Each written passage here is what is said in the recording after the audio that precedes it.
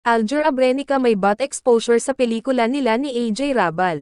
Nakatulong ang relasyon nina Aljur Abrenica at AJ Rabal para maging comfortable sila sa kanilang mga eksena sa Sagapa. Kaya sa kauna-unahan na pagkakataon, napapayag si Aljur na magkaroon ng butt exposure sa intimate scene nila ng kanyang girlfriend sa tunay na buhay.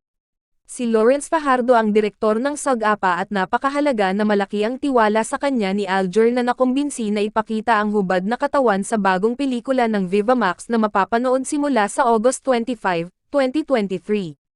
Importante sa akin ang trust at si Direk Lo, malaki yung tiwala ko sa kanya. Napakalinaw ng direksyon at nakatulong talaga sa trabaho ko.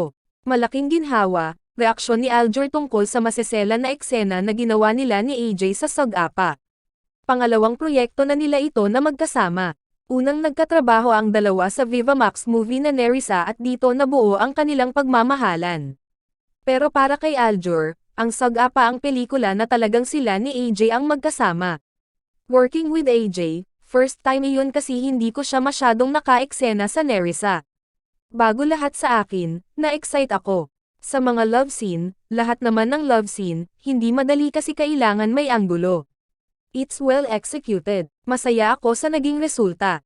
Masaya yung trabaho, sabi ni Aljur na nagpasalamat kay Fajardo dahil sa mga papuri nito sa kanya.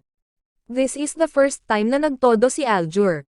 I'm really happy for Aljur na nag-commit siya sa role na ito at sa eksena, saad ni Fajardo na unang nakatrabaho sina Aljur at AJ sa Nerissa noong 2021.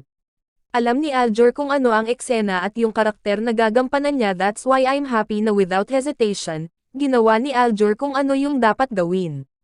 For me, happy ako, since silang dalawa na, wala silang inhibition sa karakter nila. I'm happy na na-achieve naman yung mga plano namin, ani Fajardo.